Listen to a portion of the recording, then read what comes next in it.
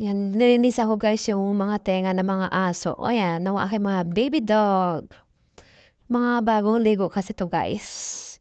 Kaya kailangan lagi nang malinis ang aking mga alagang aso. Ayan, inuna ko nga pala to si Russell. Ayan, bait-bait niya oh.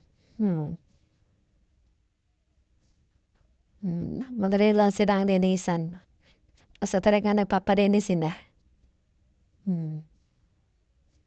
May ganito kasing aso guys ay prone sa infection. Yan, kasi mahaba yung mga tenga nila. Kaya dapat talaga lagi silang malinis. Ayan, tapos ko na silang linisan. Ayan, si Russell kumakain na siya. Tapos si Courtney. Ayan, nag-diet pa si Courtney. Kato sa Maki at sa Fasurio. Ayan.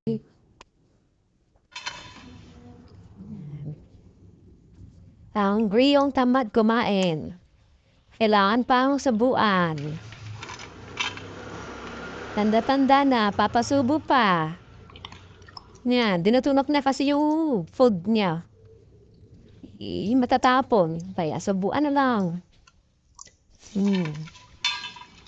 Misa naman, kumakain naman talaga siya. Pero more on na, nagpapasubo talaga. Nagpapalambing. Diba? Papalambing ikaw? Yan, naubos din.